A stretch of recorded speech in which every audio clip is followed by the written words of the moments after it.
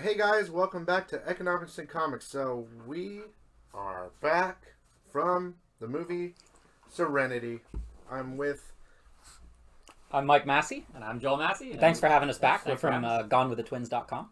Thanks for taking me to another movie, guys. You're welcome. You're welcome. Glad you like this one so much. It's a doozy. Oh man, I love Matthew McConaughey. I've never been able to see a Matthew McConaughey, what is it, Lincoln commercial for an hour and 40 minutes. I didn't think it was possible, but they managed. This film has a pretty impressive cast.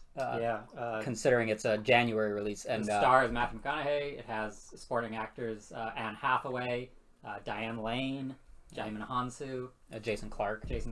Yeah, it's a pretty impressive cast that they've gathered. It's directed by was it Stephen Knight? Yeah. Yeah, who was and written.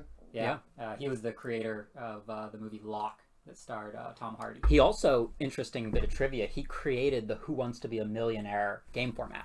So every country has their own Who Wants to Be a Millionaire version, and he gets like kickbacks from all of that every time somebody creates a Who Wants to Be a Millionaire in whatever country. Well, he should probably stick to making games. Well, so he's got enough money to have to be able to make movies, and this one, Unfortunately, this was an interesting much like Locke. This is an experimental film, and I feel like a lot of this experiment failed.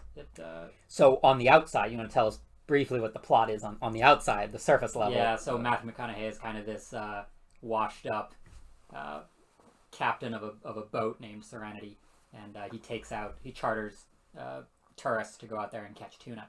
And he's kind of a little bit, you get a sense that he's the Captain Ahab, and he's hunting his Moby Dick, which is a giant tuna, and it keeps eluding him. Yeah, and this tuna has its own name, but it's not anything cool like Moby Dick or No, Jaws. It's Justice. Justice is the name of the fish. But weirdly, that you've got this kind of fun, is this going to be a Moby Dick, Captain Ahab kind of, man versus nature, man versus himself, and they kind of abandon that pretty quick. Yeah, well, so the other layer here is, so McConaughey is kind of this sort of washed up loser sort of character. He's kind of a deadbeat. He's broke. He can't pay. He can't fights with his customers. He can't pay his first mate, who's Jaimin Hansu. And he sleeps with the local girl who's Diane Lane, and she ends up giving him money because he's so broke and he can't do things. So he's not a very successful or upright protagonist. Or admirable character. Yeah, not at all in any way. But then the complication comes when we find out he has a son who he's also not a very good father. In a bit of irony, he's holding a mug in several scenes that says "World's Greatest Dad," and I think that's obviously purposeful. They're trying to contrast the fact that no, he's not a great dad. He hasn't seen his kid in a number of years. And although that it may not be his fault. Yeah, we don't. Much. There's complications with the former wife or girlfriend who is Anne Hathaway, and she ends up turning up, and I'm sure, and Bill's seen the trailer, so I'm sure you've seen. Catwoman. Right, no, but I meant as far as like the reason shows up. They reveal that in the trailer, like the paying. Yeah, basically she's there. She wants Matthew McConaughey to kill her husband. Okay, so it's not a spoiler to say Jason Clarke is this abusive husband to Anna Hathaway's character, and she wants him out of the picture because he's abusive to not only her but also to her son, who is also Matthew McConaughey's son. So it actually serves a dual purpose. Not only is he going to get like a $10 million payment if he kills Jason Clarke's character, but also he might be reunited with his son or get to see his son again. So. But that's the surface level, and this movie gets so much more complex, but not in a great way. Yeah, I almost wish they stuck to that kind of surface level murder mystery. Will he do it? Will he definitely? Agree 100%. Yeah, It could have been a great movie. Yeah, I mean, it's tough to talk about this film without giving spoilers, but they do kind of go on a bit of a tangent and don't stick to the basic murder mystery plot. Yeah, so there's a mysterious character who works for, what was it, the Fontaine Fish and Tackle Company or something, and he's a guy who shows up at the beginning of the movie, and he's trying to catch Matthew McConaughey ostensibly to sell him some kind of fishing gear or something. And he's a weird dude. He's got glasses. He's skinny. And nobody really knows who he is or what he's doing. But he leaves business cards with various people trying to catch Matthew McConaughey. And as the film progresses, you get a sense that he's an important role, but he's a mystery. What is he a law enforcement agent? Is he some kind of undercover guy? Is he somebody from Matthew McConaughey's past? What is this guy's role? So that introduces a little bit of mystery. But by the time that revelation comes about and we find out exactly who he is, it goes off the deep end so fast, so quickly, and there's no recovering from that. The guy, There's also not that many clues as to what, yeah, yeah. I feel like what they've essentially done is taken two very incongruous elements and forced them together, and both of them by themselves could have been mildly entertaining, but together they make absolutely no sense. the second, okay, he's saying both by themselves because there's two. They smashed two movies together is what they're trying to say in a different way. Two very different ideas together. Yeah. Like I would guess sci-fi in another type of way. I hate to use the word sci-fi, but it's a little sci-fi. But if it was a murder mystery, that movie would have been sick. But they blew it bad, and I don't know what the writer's thinking. I'm sorry if you watch this, sir. Stop right now. Please stop now because you're about 30 years behind of the times, and what you tried to do is ridiculous. Yeah, well, the very nature of this film, it makes you want to think about some of the stuff that's going on in the minds of the characters and the mind of the writer, and it really falls apart when you do that. When you have to think about how so much of it doesn't make sense, and it's hard. Yeah, and this is one of those movies where once the revelation occurs, once this big reveal happens, you're gonna reflect on things you previously saw and not only interpret them but kind of define them how you want as to how they fit in the story. And then at that turning point, the whole rest of the movie is just kind of the turning point comes really late, and there's also very little clues. Like, it ruins the whole movie. Yeah. Oh yeah, it just. Hey, I'm the sick cam. They're the critic cam. It ruins the whole movie. Well, so the interesting thing is at the beginning of the movie when we've got this domestic violence issue. It's easy enough to sympathize with Anne Hathaway, who's being beaten by her husband, and it's easy enough to sympathize with the son who he shuts himself in his room and tries to hide away from it's a realistic situation. It's harrowing. You get a sense of Matthew McConaughey if he ends up going through with this paying to murder the husband. It's almost justified. You sort of get this sense of I'd do it, right? There's doing the right thing. There's righteousness, there's moral compass, there's enough complexity going on that it didn't need any other twists and surprises. It could have existed solely on here's an interesting situation. You've got this connection between the father and the son and the former wife girlfriend. Like some really bizarre dreams about I'm serious. It's like a Lincoln commercial where he's driving the cars around and he's like talking about all this weird stuff, and then all of a sudden he falls into a pool and he's laughing or he's picking boogers while he's driving. Dude, it makes... Look, that's why I said he needs to stop writing. Because he had an idea and he wasn't smart enough to make it really good. He threw in some other thing trying to... I don't know who he's trying to appeal to. Yeah. Is he trying to appeal to adults, or is he trying to appeal to the younger crowd of the new generation with... where he jumped in this movie. Part of that stupid. Yeah, part of that confusion I think is the director himself doesn't quite know what he's trying to say with this film. So he may have had more concrete ideas early on, but the execution here he's is really the writer bad. too, though. Yeah. He's not the director himself. This guy wrote it and directed. Yeah. He's very confused. So we can 100% blame him, Stephen Knight, for the end product, right? Sorry, Steve. It's a collaborative effort making a film, but he's obviously the powerhouse behind this, and it was his script and his direction. So. The other shame is that when you get to the end and you kind of can reflect on what you've just seen, you realize that 10, 15 other movies have all done something very similar, but they did it times a billion. Yeah, so and they did it in a better way. That's what I mean. They made this movie times a billion times better.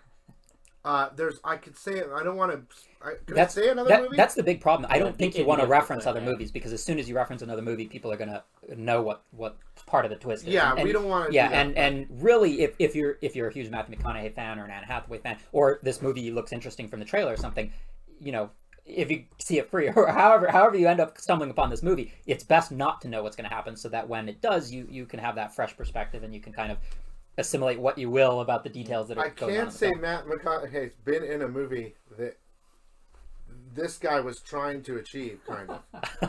Do you see? You know what I'm talking about, right? Yeah. But dude, he didn't even scratch the surface.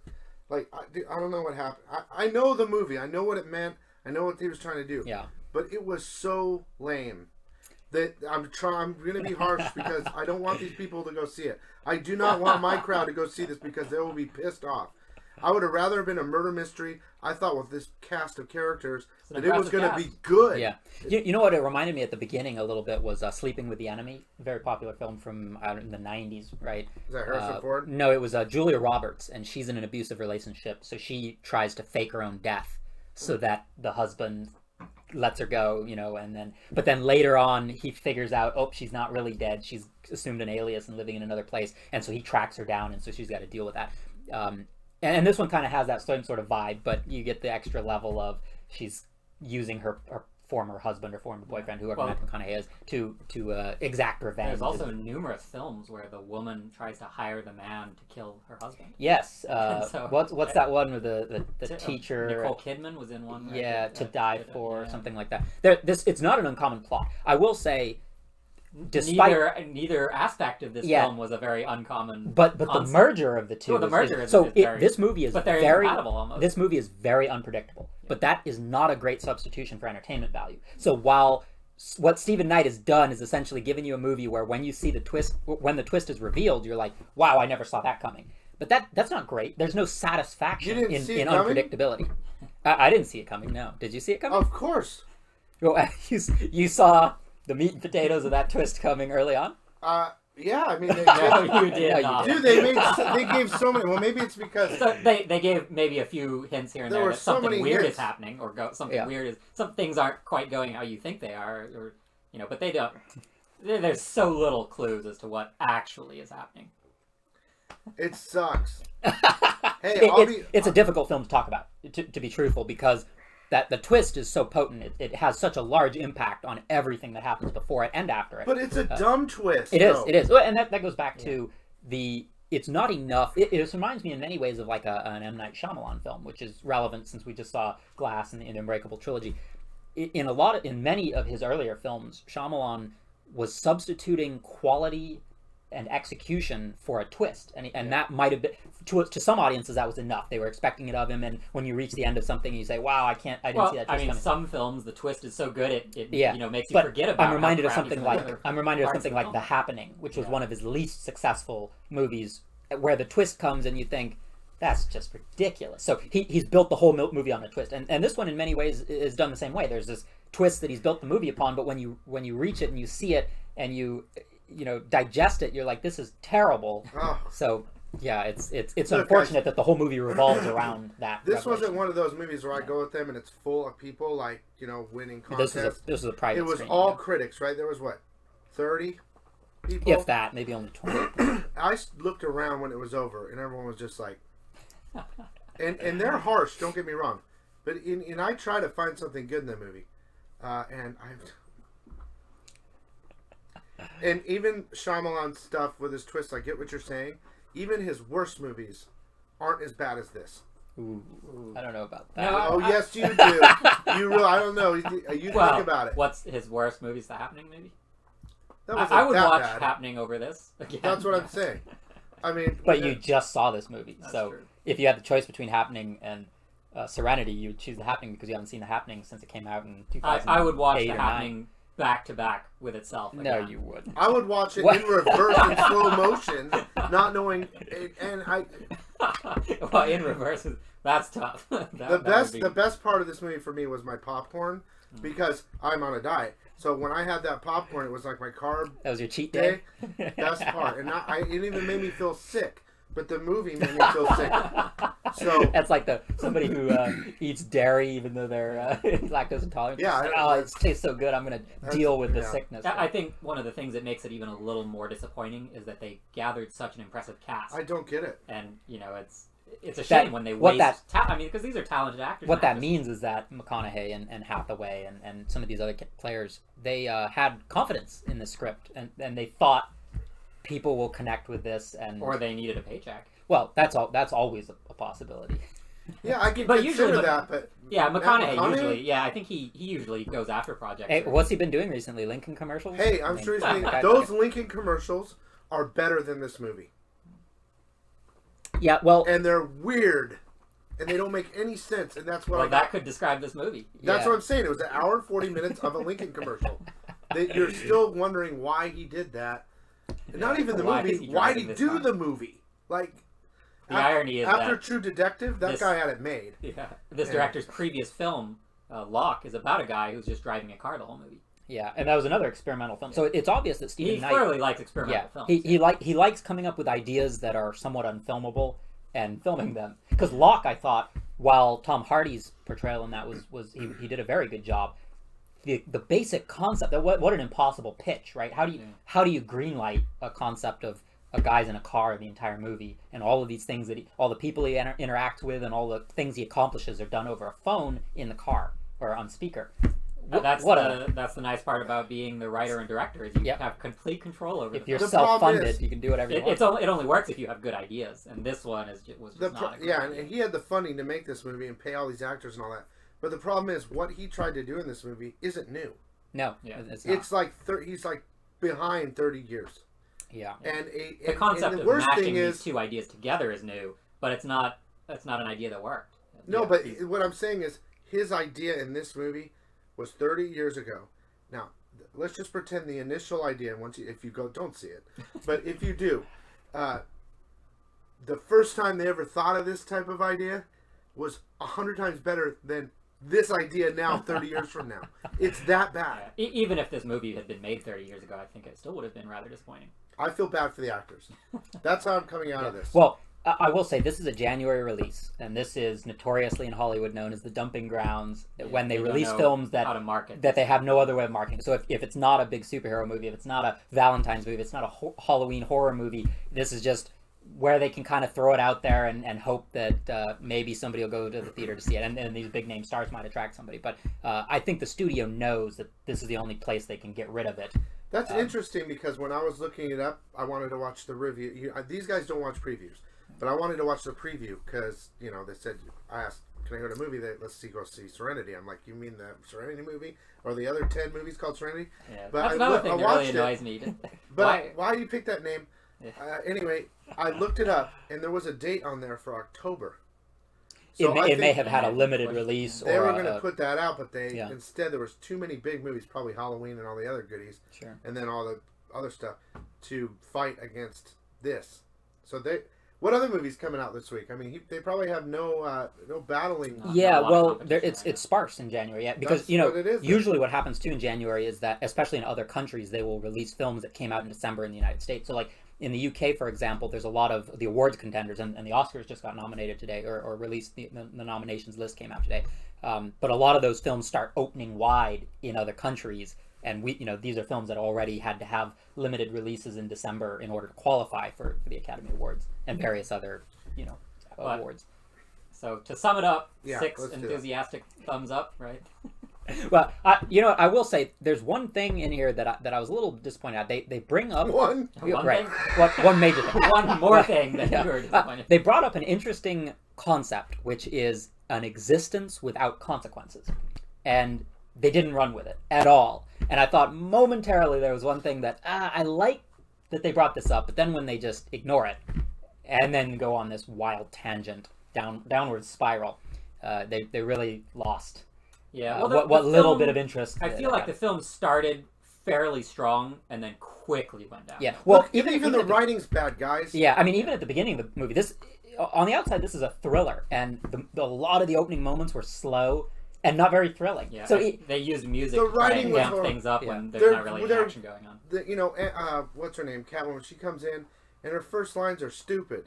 Like it's so, and even the sound was bad on her. Did you recognize that when they were talking on the boat? Her appearance was just awful. Like the first moments that she was introduced. But even you could hear Matthew McConaughey, and then they went to her, and it sounded like she was in a sound room dubbing over her voice. I was like, what is going on? She may have, and there were several moments in this where they do a shot behind McConaughey's head. So he starts talking. The back of his head he starts talking, and then they'll come around to the front. And one of the reasons that they will film it that way is if they're changing the line of dialogue, because you can't see his mouth move. So it's very possible that there were rewrites going on because certain lines just didn't work, and that was the way they had to do it is ADR, or after the fact.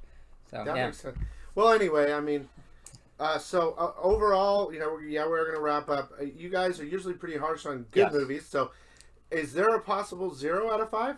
Have you ever done that? Well, for starters, we have a 10-point scale. So Okay. Oh, I'm sorry. Yeah. Oh well, How all your dare numbers you. have been under. All their numbers have been under 5, so I thought it was a 5. That's a fair assumption. So- I'll give that one to you. Out of 10, do you start at 0 or do you start at 1? Well, so we haven't awarded a 0 yet, because if you award a 0, you actually have an 11-point scale. So in order to stick to a 10-point my scale, God. we have to start with a 1. However, and we don't do halves. Can we do a 9-point scale?